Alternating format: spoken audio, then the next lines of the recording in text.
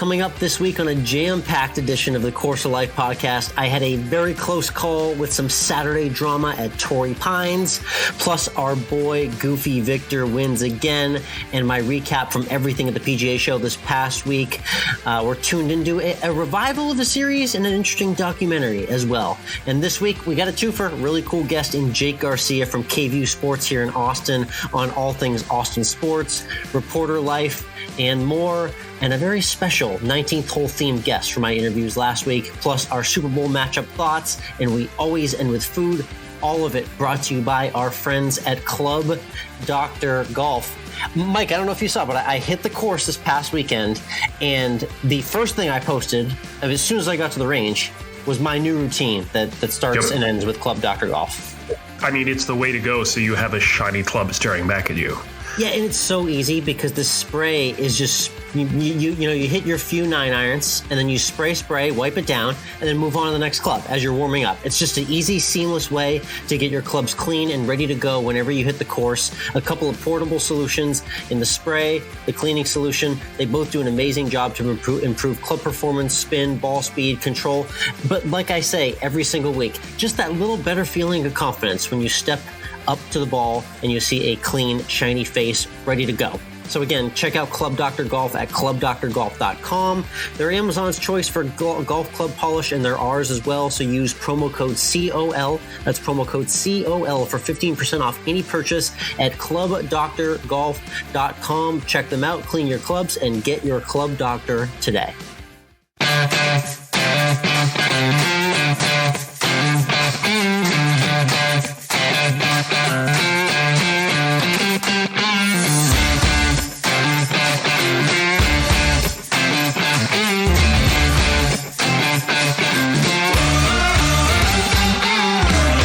Interwebs, and welcome to Course of Life, part of the Morning Read Podcast Network. We are proud to be presented by our friends at Desert Fox Golf, Tosi Snacks, Club Dr. Golf, and Volvic. I'm Michael, he's Alex. And Alex, how did it feel for you to have your chance at having a winner this year, early in the year, slip through your fingers just as that putt just inched away from the hole for Will Zalatoris? It just said, no, I don't think so. That was a full look into the hole. You know, the golf ball walked up to the front door of the hole, was about to knock, and then all of a sudden forgot its phone and had to run back to the car. Like, that's what happened with that putt for Will Zalatoris. Yes, but let's put that into better context for everything going on in the world today. It walked up to the door, realized it forgot its mask, and then turned to go back to the car. Yeah, it was an ugly scene for me. Will Zalatoris was my 30-1 pick at the Farmers Insurance Open at Torrey Pines. We had Saturday drama, which was very interesting. I enjoyed the Saturday primetime. The sun was setting, and it took extra holes. It ended up being a playoff with him and Luke List because Zalatoris is put at the 72nd hole. Oh, just one revolution, and a turn to the left prevented him from getting his first PGA Tour win. And then, lo and behold, he couldn't get it done in the playoff either. Yeah, it's disappointing. You know, now the question will be, will he ever win? Will he ever win on tour? I know it's weird because he's one of those can't miss kids that we've been talking about for close to 2 years now, who just shot up the world rankings, ascended from zero status to all the status in the world, had the runner up at the Masters, and kind of America's sweetheart. He's just been knocking on the door left and right, but hasn't quite got through. And it is reaching that awkward time where it's like, all right, the world expects you to have a win by now. You don't, when's it going to happen? But I will say there's been a lot of players in the last 3-4 years that we've done that gamut with. I think it's only a matter of time for Zalatoris, but nonetheless, it was Luke List that ended up getting the very emotional first win, hitting that amazing web shot on the first playoff hole, and that got it done on Saturday night. Yeah, and help us out for all the people who were thinking Will Zalatoris is the flavor of the month. Who in the world is Luke List? Yeah, it's funny because this is his first win. I've known his name for a while, but he's just never really had the collection of high finishes or the run of top tens for him to really make worldwide headlines as a golfer. He's been on tour for several years, and it's just kind of a long overdue victory. Guy's been hanging around leaderboards. Like I said, hasn't had a boatload of seconds or thirds in his career. That's why you may not know his name very well, but he's paid his due for sure. It was a very emotional moment with his wife and kids running up to him on the 18th at Torrey Pines. So always cool to see guys like that who've just been hanging around for years finally break through and get that win. It is indeed. We'll see if he can return to the winner's circle at some point this year.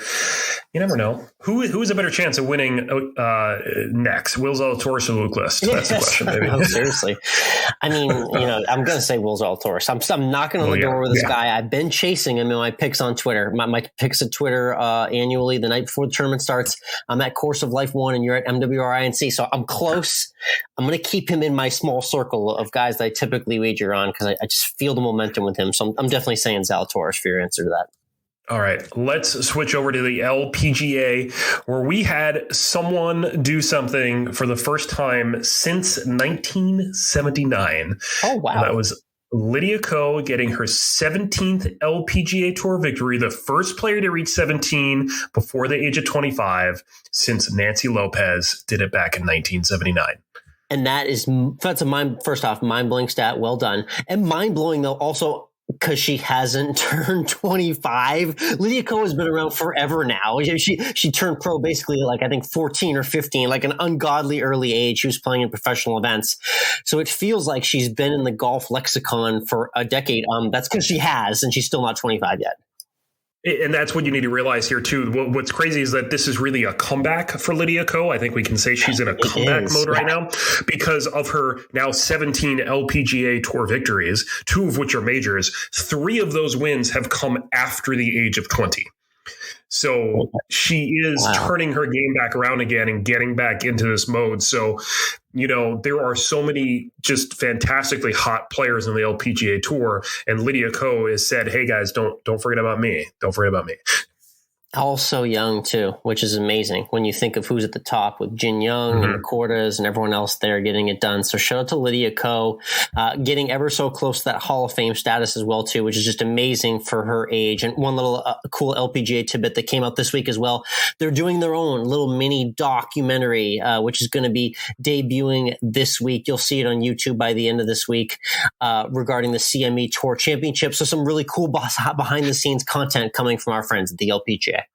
I love it. That's what we need. We just need more things to I watch said just on Twitter, just feed me all of the golf documentaries. Yes. I'm just a sucker for behind the scenes, inside, outside the ropes content.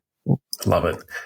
Let's talk about Dubai because the DP World Tour, it still sounds very wrong to say that in multiple ways. I get used to it. We had our favorite goofy player, Viktor Hovland, is now number 3 in the world after winning again. His third win in 5 starts. How quietly is that, huh? Yeah. Viktor Hovland's the third-ranked golfer in the world. That really snuck up on me until I actually saw that stat hit me in the face the other day. and if you look at it, the number 2 and number 3 golfers in the world, right? Viktor Hovland and Colin Morikawa were in college 2 years ago. They were. And remember, we had Viktor Hovland, Colin Morikawa, and Matthew Wolff kind of in this trio of guys that were next up on the tour. We loved comparing the 3.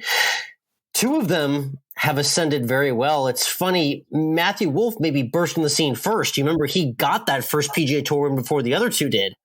Yep. And now all of a sudden he's not quite joining them. So it's interesting to see how that's all played out in the last few years. But yeah, nonetheless, what an amazing top 3 as highlighted by Daniel Rappaport on Twitter. The number 1 player in the world is a fiery Spaniard that holds nothing back. The number 2 player in the world is a steely-eyed American that is just a gut puncher. And the number 3 player is just a goofy, fun Norwegian that has a good time out there and wins in tropical locations. Well, what an amazing representation for where the world of golf is right now. Golf is a crazy sport. It is. Love that top 3 though. Good to see Viktor get it done again. 3rd win in 5 starts. He's officially, we can say it right now, February 2022. He's the hottest golfer in the world right now. All right. So Viktor Hovland, look out. He's going to win a major this year. Alex just said it without saying it. Watch out, Augusta. Watch out. It's going to happen. Let's talk about this past week, Alex, and what you did because, Torrey Pines was big in everyone's minds this week because it did a Wednesday start, so it could be done on Saturday, so we could have the NFL on Sunday, have its own day. Yep. But there was something else going on last week that you got to be a part of, and that was the PGA merchandise show in Orlando, and you were there. You were awesome. On the floor. I mean, I put out a lot of videos and images, but how about the presence of all the vendors there? It was so cool. I don't think I've ever felt so at home in my entire life. Just every single conversation was about golf and golf content. Like I really belong there. And the thing that I told you that really blew my mind out of any interaction I had all week, Mike, there were actually people that knew the Course of Life podcast. Would you believe that? No bullshit. No bullshit. They actually knew the podcast. How about that? I mean, we do a great job being the New Englanders we are, being incredibly pessimistic and self-deprecating about ourselves. And I will not let that go. All of you who say you listen to us, I don't believe you. I don't believe you. Yeah, well, That's 3 people backed it up. It wasn't that many, but it was enough for me to be astounded. So nonetheless, it was cool just kind of connecting with everyone. Not only did I get a million contacts and meet some really cool vendors out there shaping the future of the game, but obviously got to knock out a bunch of real cool conversations as well.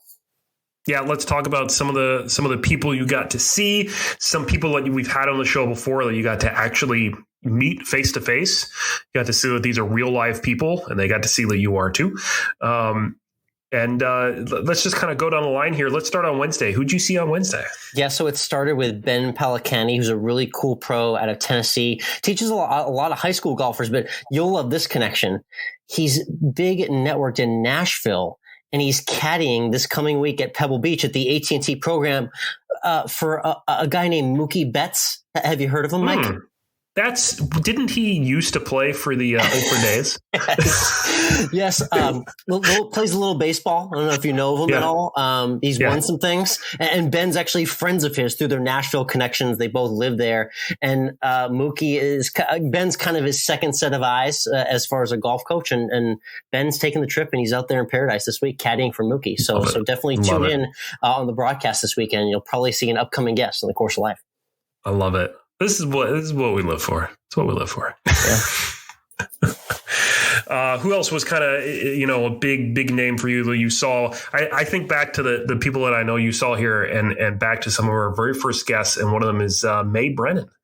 Yeah. How about that? She was very popular at the show. I saw her at the Tech booth, and it was cool to just reconnect with a guest as well, too. And some holy moly royalty as well. Another past guest that we've had on the Course of Life who we'll have on again soon, Steve Scott, who famously dueled with Tiger for 36 holes. And this was cool. This is when you know you're doing something, is when you interview someone, and then after the interview's over, there's like hanger-on fans that come up and ask me to take pictures. I wasn't in the pictures, don't get me wrong, but they asked for pictures with the guests. So that's kind of cool. That's when you know you're actually interviewing someone who's noteworthy. It was really cool to catch up with Steve as well. You're supposed to slide like a quarter of your thumb or finger into that picture and just kind of block the lens a little. That way you can say you were in the photo. That's what you're supposed to do. That's right. But yeah, cool to connect with him. I saw Nick from Groove It Golf, our friends of the show. It was very neat to connect with Jeff from the Morning Read, our content network boss, talking all things content coming up in 2022. I threw some random ideas at him, so we'll be airing that conversation in upcoming weeks. So yeah, lots of very cool connections made along the line. We'll have bits and pieces of all of that coming up throughout the next few weeks, and maybe a conversation later on in this podcast about someone you talk to. Yeah, little tease for you. Be coming up later. But for now, let's talk about the AT&T Pro Am at Pebble Beach. My money's going on Mookie Betts, and I think he's got a chance there for sure. My other bit of money that I'm going to put down here is Mark Baldwin. Oh, hello. Yeah, we got to shout out our friend of the show, Mark Baldwin, our two friends of the show. Unbelievable story. Mark getting the sponsors exemption into the AT&T Pebble Beach Pro Am. Of course, his buddy and friend of the show, Ryan French, a.k.a. Mr. Monday Q Info Guy on Twitter, is caddying for him. I don't know how much you've seen so far this week, Mike, but they've had about 5 holy shit moments so far, teeing it up and doing practice rounds at Monterey Peninsula, Pebble Beach. I mean, this looks like heaven. They're in for quite a week. I mean, I love the string that Ryan has going there with just holy shit strings. # holy shit. I like it. Yeah, it's really cool to see. And I'm hoping the best for Mark out there. Want to see him make it to the weekend. Would love to see some feathers ruffled on the leaderboard and make the most of this opportunity for Team Baldwin as well, too. So we're definitely throwing our hearts and $1 or $2 on them as well, too. To take a look at the rest of our picks Wednesday evening. Again, I'm at Course of Life 1 on Twitter, and you're at MWRINC for our picks from Pebble Beach. Let's switch over to Tuned In, where we share what we're tuning into outside of the world of sports. Alex, I think you're watching a show that I think is getting really bad reviews. Yes, it is. I had to see what the fuss is about. Admittedly, I am a massive How I Met Your Mother fan, have some seasons on DVD. Love the show. Didn't really love the way it ended, but the first few seasons of How I Met Your Mother, like peak sitcom television of the last 10 or 15 years. So I had to check out How I Met Your Father. It's starring Hilary Duff and a bunch of other people I admittedly do not know. I'm a few episodes in. It's okay. It's nothing special, but I'm enjoying just kind of the reconnaissance of the old school How I Met Your Mother type humor. They're developing very similar plot points as the original series we all know. I'm only a few episodes in though, so I'll give it a little bit more time before I officially pan it or give it the thumbs up. Now, is it supposed to be the same, like the story of how the mother meets the father, so we're going to come to the same apex at the end of the series? We're just working with a totally different family altogether. Okay. Yeah, we're just on a new line of story with a new set of people, and it's a mother of a different family altogether, just telling the story to her kids of how she met their father. So it's a separate plot line altogether, starring Hilary Duff. On a side note, I didn't even know Hilary Duff was still acting. So that's... Oh, yeah. She's back with a vengeance. She's full-time mommy mode. She guest starred on The Bachelorette a couple weeks ago. Hilary Duff very much in the spotlight in 2022. Not just Lizzie McGuire. She's all grown up now. All right. I watched something this past week that it got a much different reaction from critics, I have to say. And that is a documentary that is the only one in the history of the Oscars to be nominated for both Best International Feature Film and Best Documentary Feature. And that is Honeyland from 2019. It is about one of the last kind of lone wild beekeeper who lives in a remote village in Macedonia. And it's about conservationism and how people kind of rape the land and do things to it. And it's an incredibly interesting film. It's in your typical kind of fly in the wall cinema verite style. So you're just going to be kind of thrown into it and you're just going to watch it. And it's beautifully done. It's a great story. And I highly recommend everybody see it. Highly recommend. And I'm just fascinated by the life of a beekeeper. I have so many questions. How? Why? Yeah, and it's a beekeeper. It's a wild beekeeper. So she doesn't have your traditional kind of boxes that you think about. She is going onto the sides of cliffs and taking the honey from these beehives that are there. So it's incredibly, just exotic from what we're used to seeing.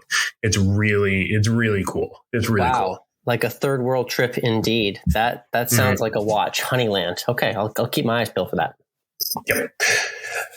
But for now, let's get into this week's guest. Alex, we've had a couple different sports media personalities on, and this week you got Jake Garcia from KVUE in Austin. And he's a big time golf guy, which is always great. And coworker of Jeff Jones. Remember Jeff from our 2020 days of the podcast? Yes. Hosted the game day grilling segment as well, too, which I love. I love seeing that. Jake does a lot of really cool community sports reporting and sports casting.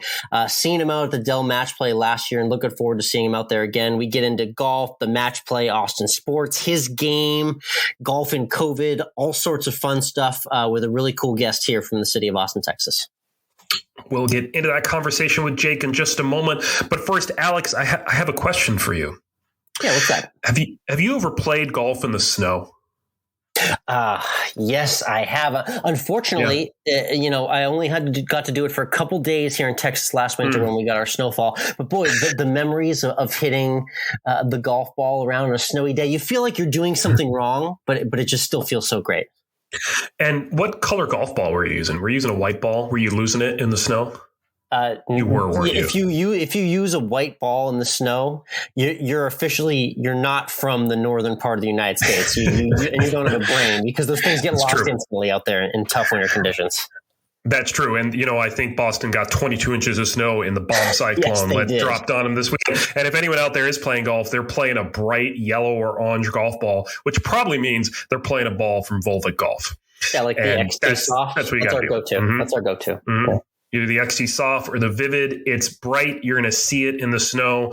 You're going to see it on the course, no matter where it is. It's going to be a lot easier to see. It goes up in the sky. It's cloudy up there. You're going to see it something orange or yellow as opposed to something white that blends in with the clouds. And of course, it's got great control. The Vivid has less spin off the driver for straighter tee shots, more feel around the greens for lower scores. And what does it mean when you have lower scores, Alex? You have more fun. That's what I've heard, yeah. So Volvic has all these great golf balls available, and they don't spend their money on marketing, except for, a little less. They give some to us, but we like this ball too, which is why we talk about it. So instead of them spending all their money, though, on, big tour players like Phil Mickelson or Tiger Woods, they're spending it on making high performance golf balls in great color. You can go check them out for yourselves at volvic.com. That's VOLVIK.com. Volvic, performance in color.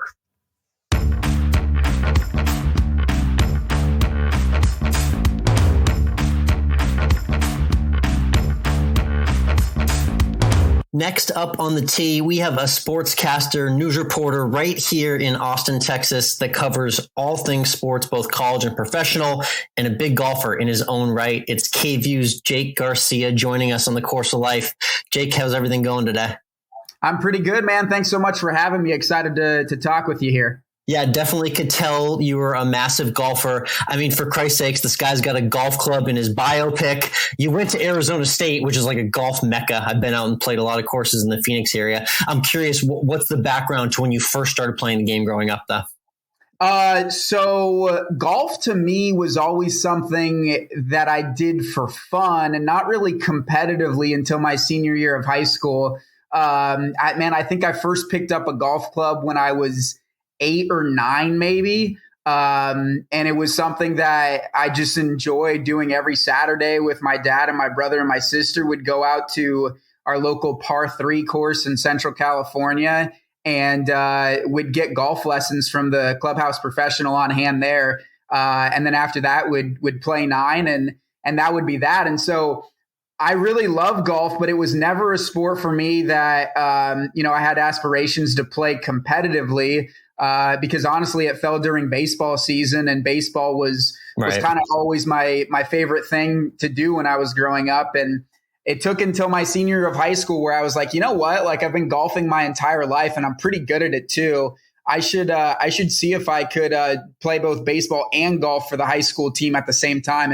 And that's what I did. And to this day, I'm still playing, not, as competitively as I once was, but it's so much fun to head out to the course and play with some good friends. That's awesome. Yeah, nothing like the familial experience to get your golfing life going as well, too. So I'm curious, at college age, you said you started picking up late in high school. Arizona State and that college experience, for someone like myself who grew up and went to a small school in the Northeast, was fairly sheltered in my early education. Was that like the fake life college experience that we all imagined it, being in that beautiful setting? Was it just all partying, golfing, or were you actually getting things done there in school? I get that question so much, especially the partying part. And I think when you hear the word Arizona State, like, it immediately conjures up images of it being a huge party school. My take on that, though, is that really every big school, every big state school is a party school. Yeah. And I don't think Arizona State was any more of a party school than Florida State or Ohio State or any school like that. So, I mean, when I went there, like, I'm not going to lie, it was definitely a fun experience, and I had a great time, and I met some amazing people and lifelong friends. And, places like Mill Avenue and Old Town Scottsdale were a ton of fun. Golfing in the Tempe area and golfing in Scottsdale, also a lot of fun. But man, I would be lying if I said I wasn't there for a single purpose, and that was to, further my broadcast career and get myself a job out of school. So that was, I know it might be hard to believe, but that was the number one priority. And as much as I could, I tried to stick to that. Nice. You made it out successfully too. You came out the other end. So that's good. Random Valley area question. Did you ever make it to the top of Camelback?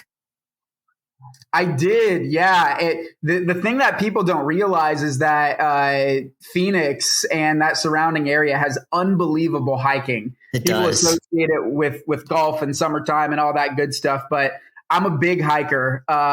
And honestly, like when I was in college, my buddies and I would go hiking more than we'd play golf, just because it was free. It was great exercise. And yeah, Camelback's a grind for sure. We also did Piestewa Peak, Superstition Mountains, and those three were kind of the ones that we hit up quite a bit. Pretty challenging hikes for sure. They are. Yeah. I only allotted about an hour and a half or two for Camelback. You need some more time for that for sure. I didn't realize what an adventure that was, but it's a beautiful spot indeed. So yeah, you mentioned you were focused on getting that communications degree. You got it. And obviously probably had a plan to be in some sort of media, and it ended up being sports media. What was kind of your vision of what you thought your sports broadcasting career was going to be like? Maybe if you were rewind the clock to senior year in college. It's really funny because when I got to Arizona State, my goal, like pretty much everyone else, was to be a Sports Center anchor. Yes. And there's some days where that's still what I want to do. As I, went through the college experience a little more, I really became focused on doing baseball play-by-play and starting off in the minor league ranks and hopefully working my way up through there. I spent 2 summers doing an internship on Cape Cod, where I was one of 2 broadcasters. Oh, yes, the Cape Cod League. I grew up in Massachusetts, know it very well. Yeah. So not only do they, have the best baseball players playing in that league, but they like to pride themselves in taking the best broadcasters too. And so I was honored to be a part of what at the time and still to this day is considered to be like a pretty prestigious group of baseball play-by-play guys. So I spent 2 summers calling games out there. All told, it ended up being about 100 baseball games that I ended up calling. Went to winter meetings between the first and second semester of my senior year.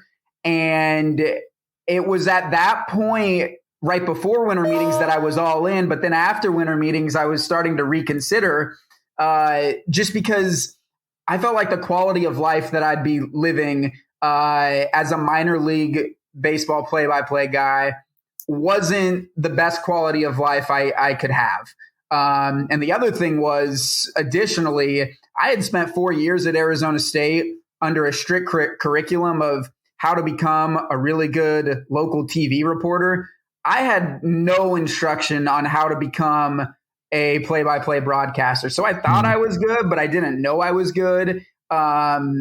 Unlike the fact where I had, feedback and validation from professors that there was actually something there, potential and a future for me in the local TV world.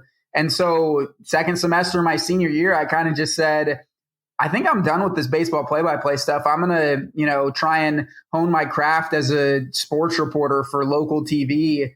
And 4 or 5 years later, that's where I still end to this day. So I'm happy with that decision. And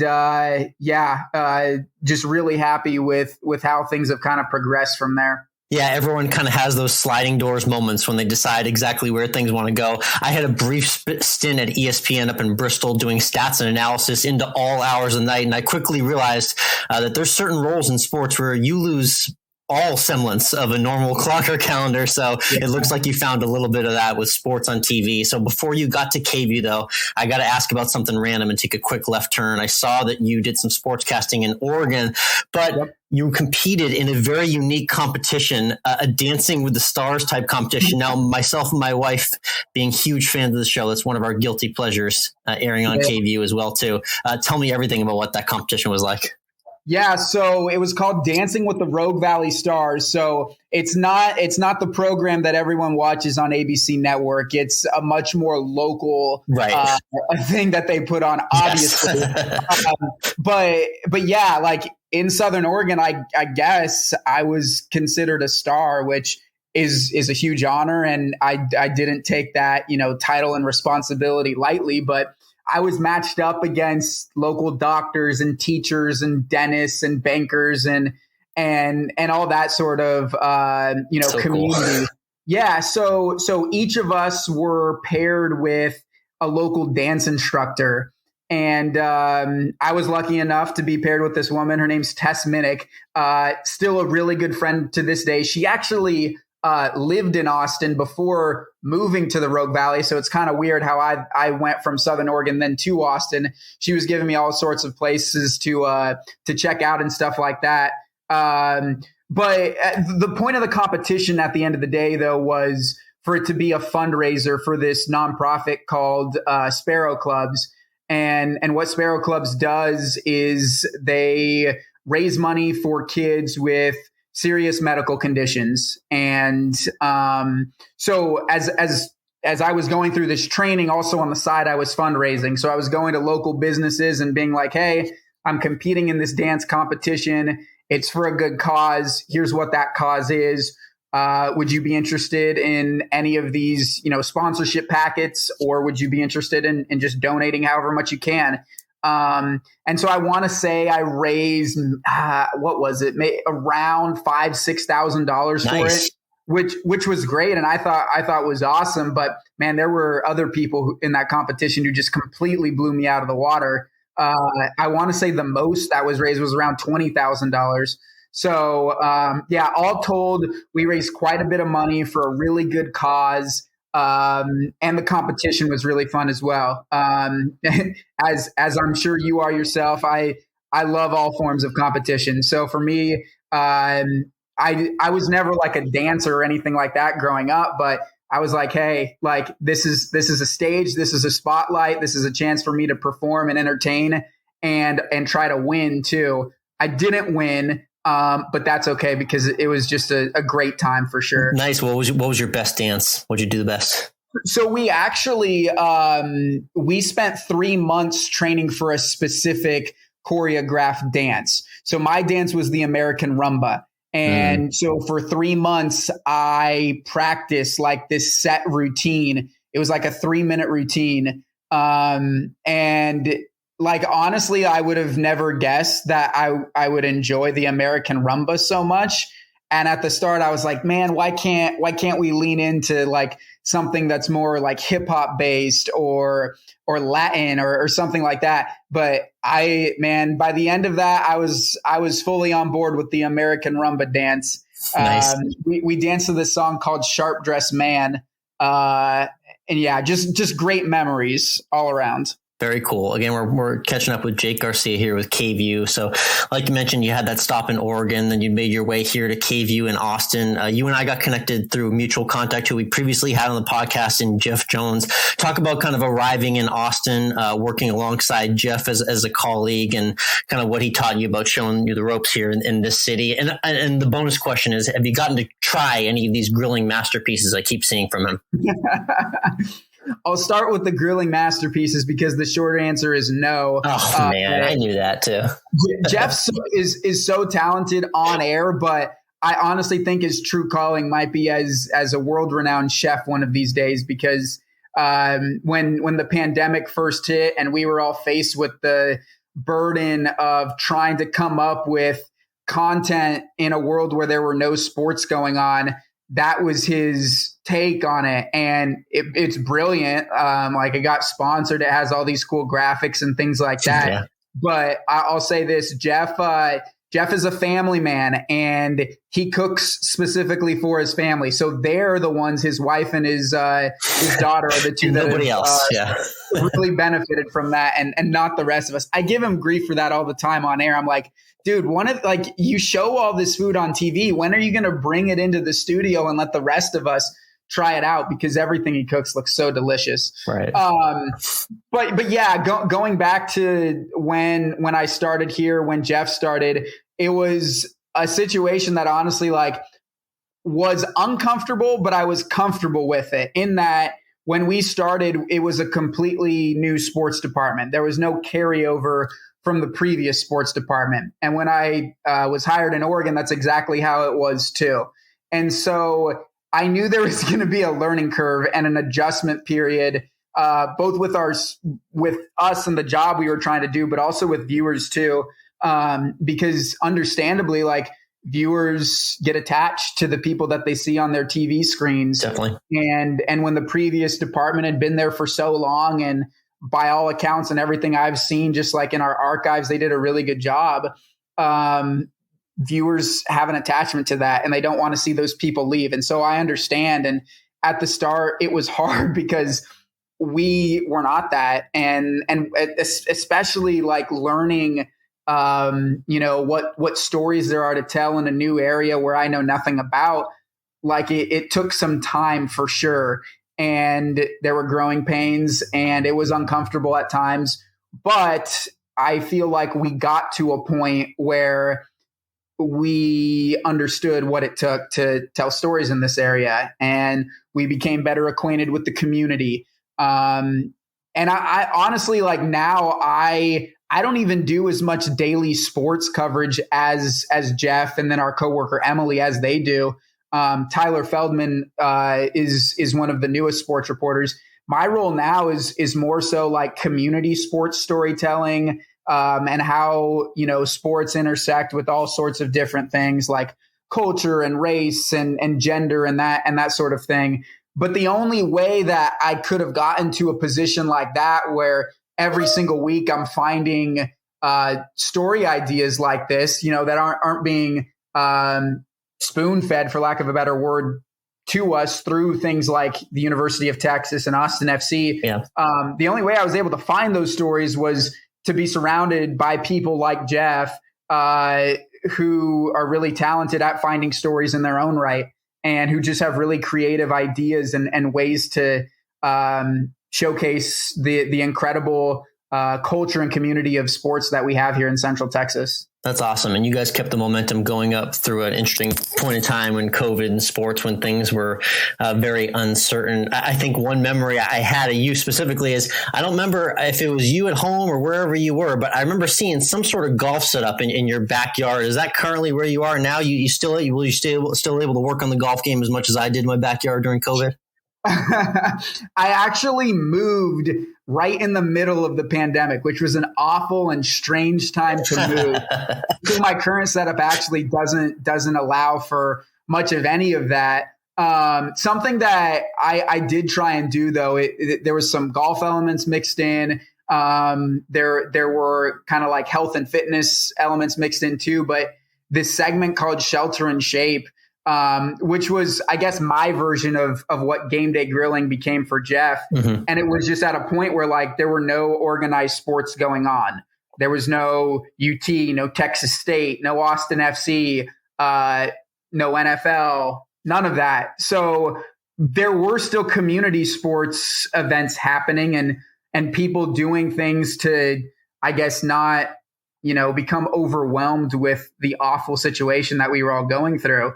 And so Shelter and Shape was honestly just like, hey, here's the workout that I'm doing today. What workouts are you guys doing?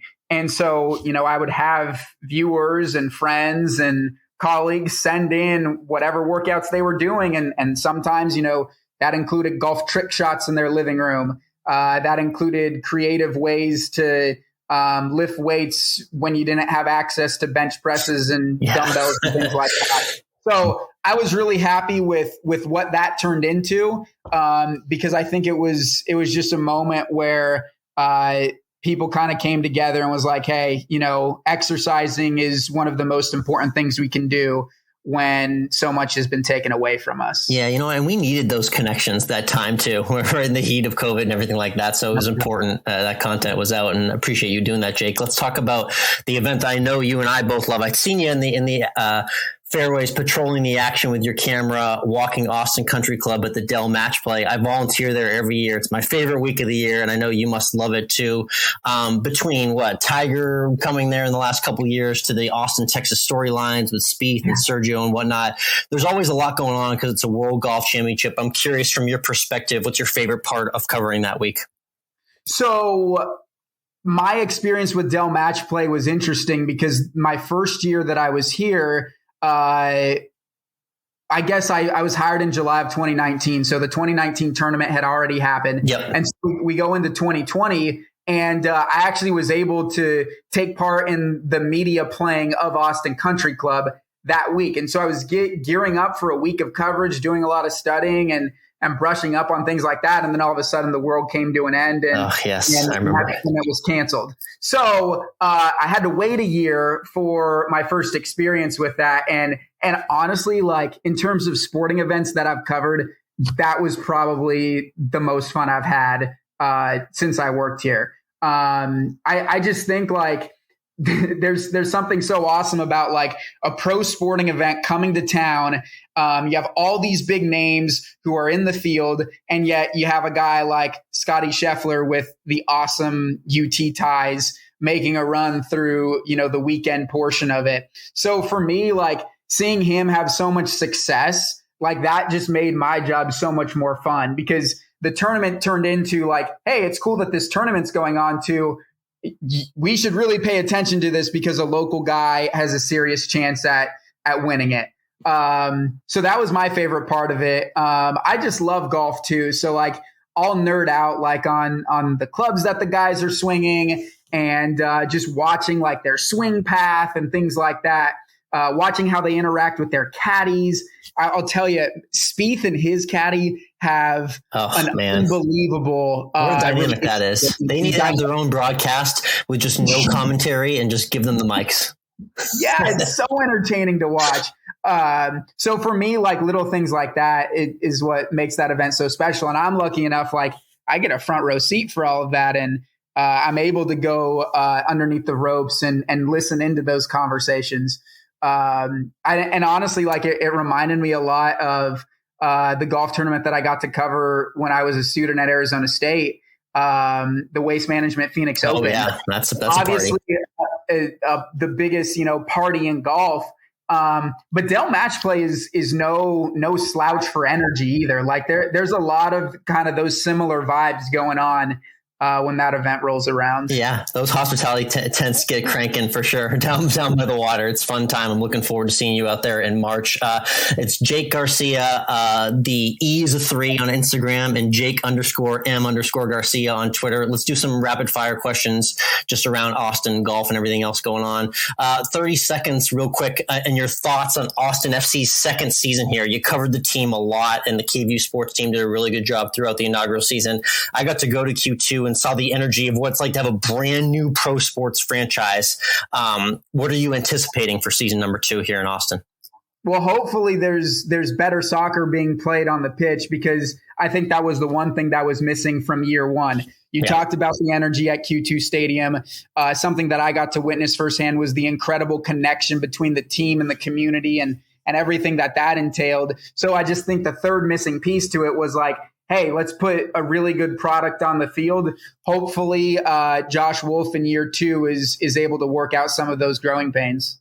Definitely. Yeah. Let's talk a couple of golf things that are going on as well, too. The big beef of 2021, I don't know if it's really going to carry to 2022, was Brooks versus Bryson. I don't know how well you followed it, but I'm curious, did you like that beef or hate it? Where do you stand on those two golfers?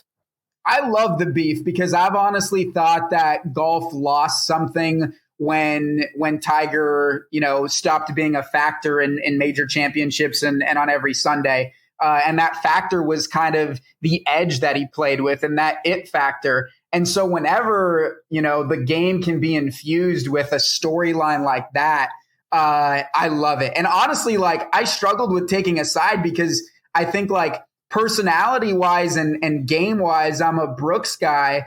But Bryson also grew up in my area of Central California, and his younger brother plays at the country club that I played at when I played high school golf. So like there's that hometown factor with Bryson and the fact that I do think his antics are good for the game, but also the fact that like I kind of vibe with Brooks a little bit more. I didn't know which side to fall on, but to answer your question, I fully support that rivalry. And honestly, I don't even know if it's a rivalry anymore. Maybe they got their differences worked out thanks to the Ryder Cup and then that match that they played against each other. Yeah, I think so too. I agree. I kind of vibed a little bit more with Brooks, but you're right. Bryson, he also won over some of my friends in the long drive community as well too. It was cool to see what he did there at the end of the year.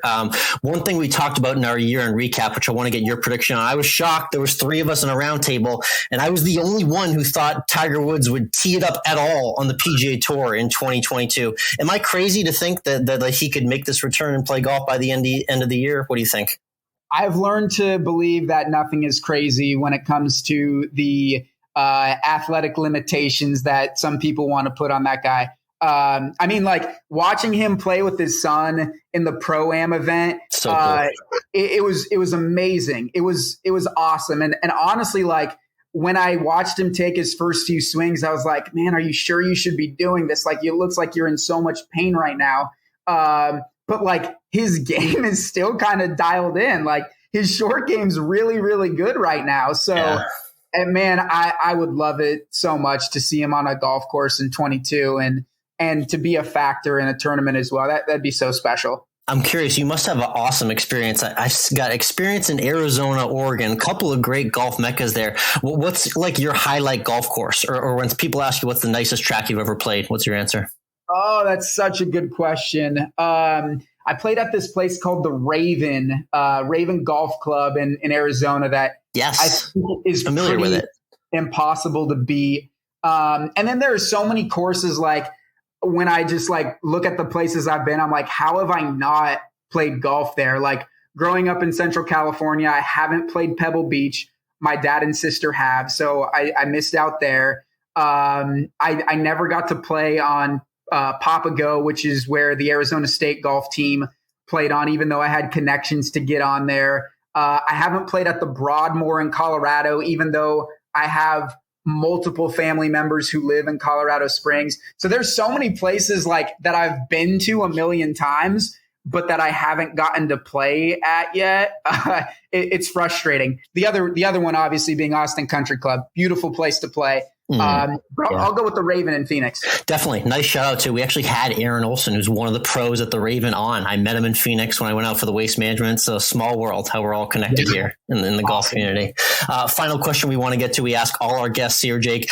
Austin's a great food city. You've probably been around a lot of great food cities in your life, and you're a golfer in your own right. So it's the 19th hole meal question. When you get in from a round on the course and you get into the clubhouse and you got time for a meal and a drink, what are your go-to selections?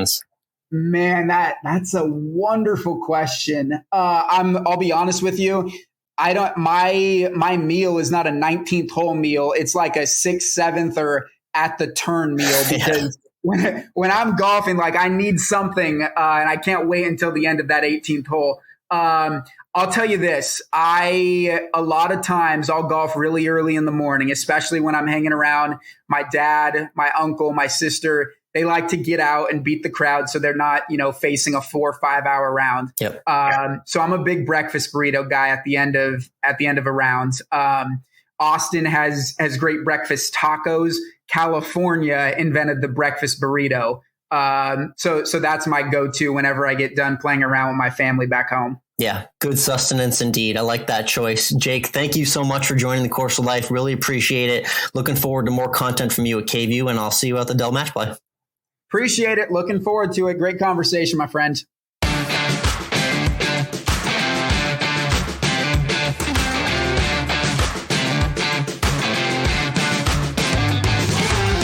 That interview with Jake Garcia is brought to you by Desert Fox Golf, our friends of the show and the makers of the Phone Caddy.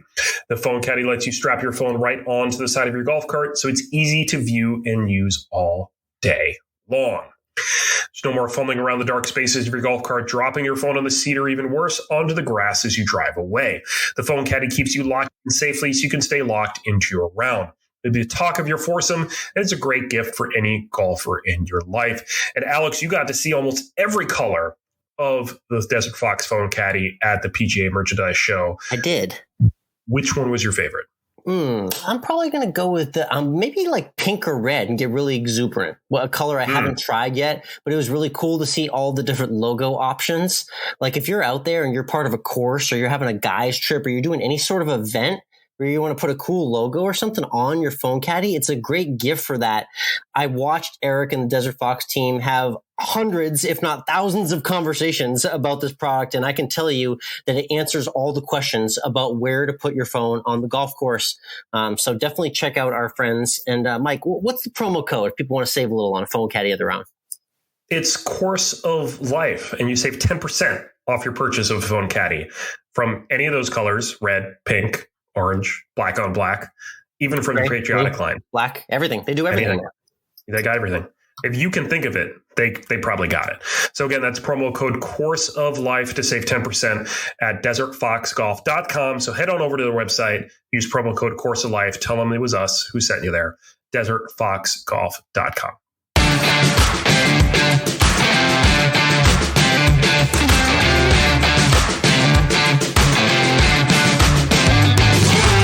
And we're back. Great interview there with Jake. You know, camera equipment is heavy. And when you got to lug it around 18 holes in order to get everything you need for your piece that day, that's commitment to your craft right there. Yeah, I knew you'd appreciate it. He definitely was rolling one-man band a lot with his coverage, but he does an amazing job in Austin, Texas, covering the community and the sports scene as well, too. So definitely follow Jake on social. Look forward to seeing more pieces that he puts out in our community. We'll be connecting for sure. I'll be sure to bump into him at Dell Match Play Week, which is just right around the corner, coming up on about a month or so. Yeah. It is. And if you like that interview with Jake, plus everything else we do here, and if you're one of those people that Alex met who said you've heard of us, but you haven't subscribed or liked us on your podcast app of your choice. Yep. Now's the time. And now's the time. It's still playing time, people. It's the time. There's no time like the present. Do it right now. I'm going to give you a moment. In fact, I'm just going to wait a moment for you to do it. It's so easy to do. If you're driving, don't do it. Wait till you park. Don't do it if you're driving. But if you're not driving, do it right now. Accidents there, but nonetheless, thank you for the support. We appreciate you all out there. Be sure to leave a comment on Instagram or Twitter. Tell us where you're listening from, and tell us what you like or don't like about the Course of Life as well. Let's talk football, Alex. It was golf free on Sunday. Yes. And I have to say that I'm a bandwagon Bengals fan because it goes in the family now. Yeah, you mentioned that. So I started watching the Bengals and Chiefs game, and that first quarter and a half, I went, "Oh man!" You were ready to jump off the bandwagon very quickly, weren't you? I was like, I wasn't going to jump off the bandwagon, but I was like, "Oh, that's too bad. It was fun while it lasted." But man, Joe Burrow just like came out of nowhere in the second half. The Bengals defense stepped up like crazy. And unlike last week when we were all screaming at the NFL to change the overtime rules because it wasn't fair, we got to see overtime work maybe the way it's supposed to. Yeah, and the defense that was a bit of a redemption. Huge stop. Huge that was a bit of a interception. redemption on that debate last week, admittedly. Yeah. Because the Bengals defense got the stop they needed, and then they went and won the game on their own terms with a field goal, which is all they needed. Mm-hmm. So, the defense can win you the game in overtime. People forget that. It's called football. This isn't just called offense. Yeah. So, we've said it. I think we say it every season, every year of every life we live. Defense wins championships. Yeah. And it doesn't always win it, for most of the game, but just for that play when it really matters, that stop when you need it, that interception or fumble or something like that. So couldn't agree with that more. That was great to see the Bengals win in that fashion as well. And shout out to Jackpot Joey Burrow. This kid is just lighting up the football world. It was just 2 short years ago. Like I said, he not only won the Heisman, he led LSU to a perfect season and national championship. And now he has the chance to be the first to do that in a 3-year period, win the Heisman and a national championship in a Super Bowl. Really, really gutsy stuff from the second-year kid for the Bengals and Cincinnati in the Super Bowl. Something that has not been said in over 30 years. Good to see. Who day? I do have to say, I mean, I don't want to say that Joe Burrow has a big ego, but I think you've got to be the guy that came in after this team won only 2 games 2 years ago and now have won more games in January than this team won 2 years ago without you for an entire season. And to be a hometown kid This is everyone's dream, isn't it? To do what he's doing right now. That's jackpot Joey. When he spins it, they win. That's how the saying goes, Mike. So you just keep spinning that wheel with Joey and see where it leads you. So he's also called something much more inappropriate, Big D Joey as well, too. So the kid's definitely maintaining quite the ego around him right now. We'll see if he can get it done with one more win. And it's going to come, like we were potentially anticipating, against, for the second year in a row, a host Super Bowl team. The Los Angeles Rams are going to host the Super Bowl and play it in their home stadium. How about that? This is crazy to me. We go the entire history of the NFL at neutral sites for the Super Bowl with never having a home team playing in their stadium to 2 years in a row now of this. And all I got to say really is I'm going to shift, though, in my question to you is, how does it feel to know that Jimmy G just sucks without Tom Brady? Yeah, I know. I was kind of rooting for Jimmy G. I got a little soft Patriot spot in my heart for him. So it stunk to see him come up short. Didn't break my heart, but yeah, he's just one of those guys where he's going to work as a serviceable quarterback in the NFL, but he can only get you so far on his arm and his brain. So, and he just showed exactly how far he could get you. Nonetheless, Rams coming away, and they're going to basically, it's funny, they're technically the road team, which makes this thing even more awkward. They're technically the road team because you switch that off year in, year out, but they are the home team at their home stadium. It's going to be a very interesting setting in Los Angeles the next couple of weeks. So do they get the home locker room or do they get an away locker room? That's a great question. I think they're actually going to get the away locker room. Yeah. Isn't that what happened with the Bucks last season too? Yeah, you can't, because you can't go against that format, really. You have to treat it literally. They are going to be treated as the road team, even though they're in their home stadium. It's a strange conundrum indeed. But Super Bowl 56 lies ahead, and next week, don't worry, next week will be the annual prop bet conversation. Always look forward to that. It's going to be great. It's going to be great. But before we wrap up our football talk here, I'm trying to think how the best way to ask this question is. Last week, we were both rather adamant that Tom Brady was not going to retire. Yes, very. We were very adamant, yes. We were, I was going to put money on it that he was not going to retire. Yeah, he said 45. He said, I'm playing till 45. Yeah. He always said that forever. Things have changed considerably, but we don't know what's happening.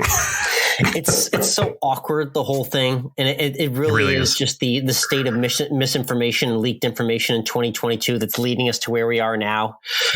Brady obviously coming out and saying that he's not made his decision yet. Don't tell that to Adam Schefter and all the intrepid reporters at ESPN that got the scoop and found out what they needed to do to break this news. They had no shame in letting that news fly because they knew how big of a headline it would be. So yes, now we awkwardly wait for Tom Brady to officially retire, but it's basically in air quotes right now. Do you think Tom Brady could go that route and say, I was going to retire, but now that you guys ruined my parade, I'm going to stick around for another season? Yes, like a quick Seinfeld moment. Out of spite. Yep, that's right. I'm coming back out of spite for no other reason except out of spite. I'm coming back. I didn't even want to. That. My wife doesn't want me to. My kids don't want me to, but I'm going to anyway, just because Adam Schefter ruined me. Now, essentially, I think what happened was Man in the Arena episode 10 was going to come out on ESPN+. I thought this was going to be a nice coordinated release where you release the documentary's final episode. He announces his retirement, his future in the game. It sprawls out onto his Instagram and Twitter. And lo and behold, someone on the cutting room floor at ESPN leaked the shit to Schefter. The rest is history. That's my little theory connecting the dots of how this all got out. But yeah, just a very messy scenario with potentially the GOAT walking away from the game. Not exactly in the style he would have liked. No, that's really the sad part. My preferred conspiracy theory right now is that Giselle got Tom's phone, texted Adam Schefter, and said, "Hey, I'm retiring. Don't call me." Yeah, it just takes the passcode in about 25 seconds, right? I think that's about it. Doesn't take long. Fire that text off. Yeah, so it's possible. I like that. We'll keep an eye on what happens and talk about it more later. Quick alma mater update: Quinnipiac University, #1 team in Connecticut, because we swept through the Connecticut Ice Hockey Classic Championship, whatever it is. Not that there's really any good team in Connecticut other than us anyway. But they hate us in the polls. We're still #2 after being #1 a couple of weeks ago, but that's okay. We're going to win the national championship. But before we get to always ending with food like we usually do, Alex, why don't we do a little field trip to a pub? Yes, this is a great idea because this is one of the cooler conversations I had this past week at PGA Show that I can't wait to share. This is a company called Pub Oak that I found originally on Instagram before the show. I immediately got in contact with them because I knew this was going to be a hit. And lo and behold, this was like the steal the show exhibit at the PGA Show last week. Pub Oak essentially is setting out to create custom Irish pub 19th hole vibes in your home, in your yard.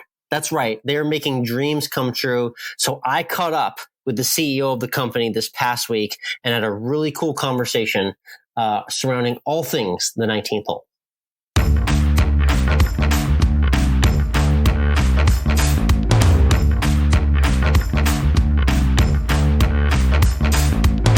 All right, next up on the tee here, Course of Life podcast, live from the PGA Show. I'm with someone who is definitely shaking up the PGA Show. There's one particular exhibit that a lot of people are talking about on the floor here, and it's brought to you by our next guest, the CEO of Pub Oak. It's Richard Hill joining us. Richard, how are you today? I'm very well indeed, Alex. Awesome. Really pleased to be here. We're on day 2 of the launch of Pub Oak, and it's just been incredible. As you can hear, my voice is getting a bit husky. I haven't stopped talking since we opened at 8:30 yesterday morning. Yeah, it's that time of the week when the voices are coming out, but nonetheless, everyone is buzzing about Pub Oak. I'm glad I found you before the show. We had the chance to connect. First off, tell me about the origin of Pub Oak. I know it started when our world stopped a couple of years ago, and all of the bars and pubs across the world were closed and shuttered. And then, what were we to do at that moment? Tell me about the beginnings. Well, Alex, anybody that's been to Ireland would know that, we're like a little drink or two. Oh, yes. So... yeah, and just, 2020, it was actually literally a few days before St. Patrick's Day, which, we're particularly thirsty on that particular day. Everything closed down, and the pubs, they remained closed in Ireland for about 18 months. So we just decided to build our own pub. We're a company that we build experiential visitor attractions, we have our own workshop. The very first one actually had been originally a tennis pavilion in our back garden. And we got the guys from the workshop to come down. We fitted in a bar. We fixed the place up. And the problem was then, Alex, that we had quite a few friends came and had some drinks, and quite a lot of them were golfers. Have to imbibe, of course. And they were golfers from some of the best courses in Ireland. And after several drinks, they said, "You guys would be mad not to build these. And in fact, you should build one and bring it to the PGA Show in Orlando, because this is the perfect little micro pub to fit into the golf sector." So we started to put one together, designed it, built it, shipped it here. It arrived in Jacksonville last week, brought it down, put it in the show, and it's been incredible. Yeah, it has been. The reception's very cool. I can't wait to make my way over there. Let's talk a little bit about the 19th hole, which you and I have intrinsically in common. We talk about it all the time on our podcast. And I'm curious, when it comes to the 19th hole, what are your favorite moments or pieces of the 19th hole and that kind of communal aspect that's brought together after a round of golf? Well, golf can sometimes be, exhilarating, or it can be frustrating. Yes. Right? And really, a 19th hole, for myself and my friends, we play a game of golf. It's, you just want to have some fun. In Pub Oak, you can have a nice pint of Guinness, a nice 21-year-old Irish whiskey. So we say in Pub Oak, we'll always have an enjoyable round. And it's the ideal spot. There's just one problem with it, Alex. Now, we've discovered is that it's hard to leave it. Yes, I know. Okay, all right. Well, we're gonna have to figure out something around that. What an unfortunate scenario that is, huh? Yeah.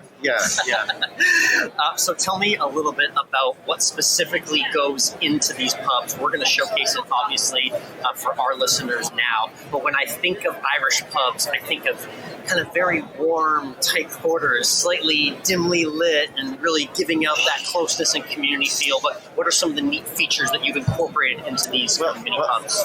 Well, what's been amazing for us is, we're here in the Orange County Convention Centre. Yes. And the minute someone walks through the door of the pub, and it's quite a small, snug space, they just feel like they've walked into a very authentic Irish pub.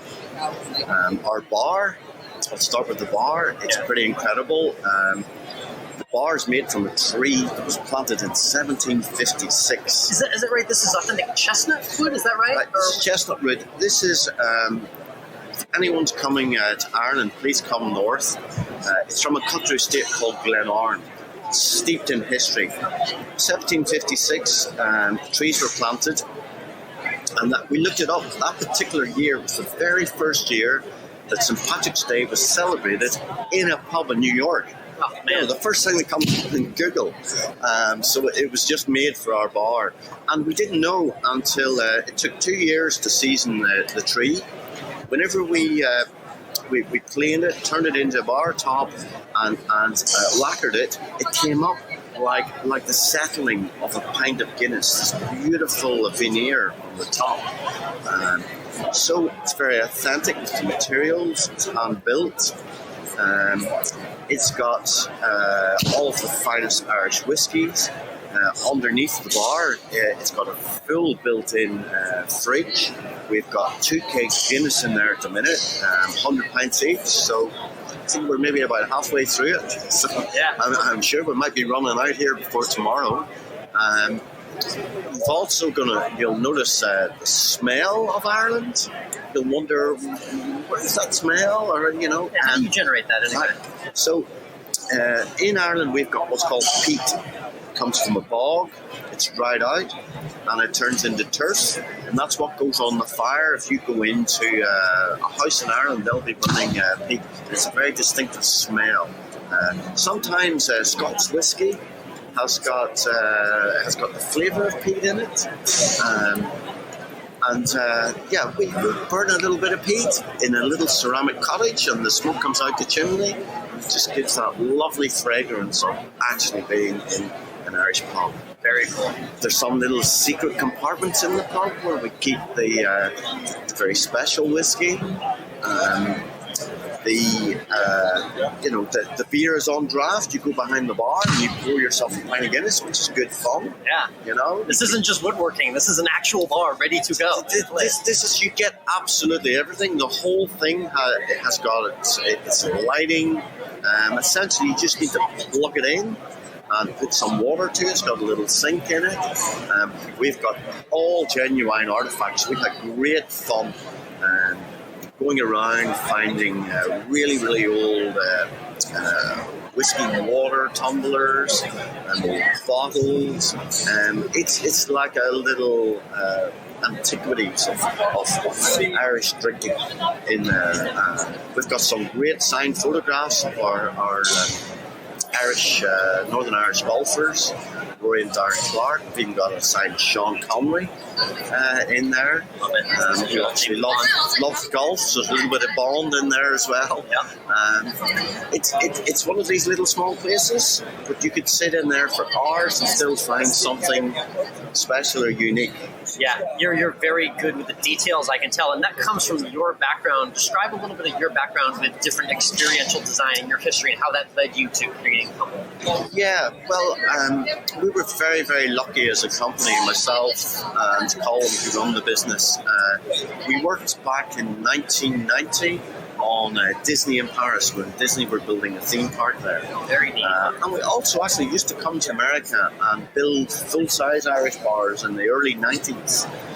And over the years, we have been involved more and more in, creating interiors that have an experience to them. So right up to the last year, we have just completed. It opens next year. Some of your listeners might have seen Game of Thrones. It has been quite a popular show. If you've heard of it, yeah. Right. Well, Alex, pretty much most of that show was filmed right in our backyard in Northern Ireland. And we have just built taken all of the sets and props from the original show, and that now is a visitor experience 30 minutes from our workshop. We also did the Johnny Walker Whiskey experience in Edinburgh, so if anyone's travelling to play golf in Scotland, they need to first of all go to Glenkinchie Distillery. It's about 30 minutes outside Edinburgh. It's a beautiful historic distillery. We've just done the visitor experience there. And then when you go to Edinburgh, there are 7 floors of whiskey tasting telling the story of Johnny Walker in Princes Street. And you end up in the rooftop bar overlooking the castle. So I would definitely recommend that as a stop off on your tour of the golf courses in Scotland. With just enough whiskey in your system too. I like that. Absolutely. You might even play a little bit better. Love that. So this is not a joke for anyone who's listening. Pub Oak will actually recreate this Irish pub experience in your yard at your home. So I'm really curious getting into the details of how this works. For someone who's genuinely interested in this experience, the sizing, requirements, and the procurement process, what does that look like from a customer's end? Well, pretty much we're building this pub as a complete finished item. It's pre-built. So this one we've shipped here fully fitted out. You've got everything in it. It's ready to go. You literally just need to plug it in. It needs to sit on some hard ground, some paving. So it is going to your own back garden. You just need to put some paving stones down, and it will be delivered and just dropped in to your backyard. A lot of the interest here has been actually putting these on a golf course, either as a stop-off on the 9th hole, or the 19th hole, or actually there's one guy has bought it as a starter shack. So I guess, a little shot of whiskey maybe before you start. Yes, best of luck, sir. Enjoy your round. Right? Yeah. and we've also, we've been learning a lot in the last day about, it seems now golf, there is just a real desire to build an entertainment around a golf experience. So I guess a bit like skiing. After you've had a day skiing, the après ski experience is great when you're talking about the whole day.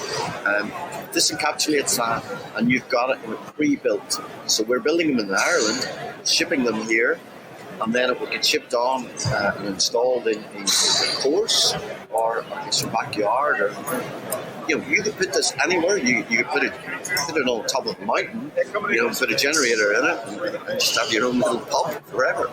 Love that. Very cool concept indeed. So let's talk a little bit about the 19 holes before we wrap up. I love the feel of Pub Oak and Irish pubs and what they provide for the 19th hole after playing around. I'm curious, do you have any experience in the United States with 19 holes? The first time I played golf, it was actually here in Florida, Alex. I didn't even make the 19th hole because I didn't know we had a concept here where there was a golf cart kind of arrived, and there was hospitality, and there was a few beers had. So I can just about remember getting to the 18th hole, let alone the 19th hole here. But the great thing about Pub Oak is that we're not able to put that 19th hole right there on the course. You just walk off that hole and you're straight in there. This is very cool. I'm going to show off everything on Instagram at COL Podcast and Course of Life Alex, so be sure to check that out in my visit to the pub recreation here by Pub Oak at the PGA show. We'll finish with our 19th hole question. What better guest to ask than Richard Hill, the CEO of Pub Oak? So I'm curious, what is your go-to order when you do get to the pub for the 19th hole? I'm talking about a meal and a drink of choice for you guys to get around. Okay, well, a meal, I am partial to a little bit of steak from Glenarm Estate, believe it or not, where the bar, the tree came from. They have the most amazing steak. And I was very fortunate in 2019 to be at the British Open at Royal Portrush in my own County Antrim, won by an Irishman. Yes. Shane Lowry. I was there to witness that. And we have a distillery. It's called Bushmills. I don't know if anyone's heard of it. But a 21-year-old Bushmills, if your listeners have never had one, that's an experience in a glass. Yeah, fine aged whiskey. Nothing more pure after a day on the pub. That's what I would have. That's the perfect 19s book. That's it. And you guys in Pub Oak are doing an amazing job showing things off at the show. I'm looking forward to connecting with you more and following all of your success as we get these builds everywhere. I'm excited to see many more of them to come. Yeah, it's unbelievable. We were featured this morning in Sports Illustrated. Check out the article. I nearly wept when I read it. It was quite emotional. Yeah, you've had a couple of pinch me moments here at the show, which is we started on Monday with Forbes. We were featured in Forbes. The big money business publication. So I don't know where we're going to go from here. I think tomorrow we have with the MC Golf Channel coming, and we're going to have some fun, Alex, because we have a little competition that we've created here just for the show. You've got to chip a ball through a hole in the door of the pub. Yes. Now, if you're very, very good, we might have to put a bucket in the pub so you chip through the hole into the bucket, because there are a few professionals here. Yes, there are. I know. And you'll get your pint of Guinness. Love it. Richard, thank you so much for joining the Course of Life. Again, everyone check out Pub Oak, their website and on social media, and best of luck with everything down the road. Alex, it's been a pleasure. Thank you very much.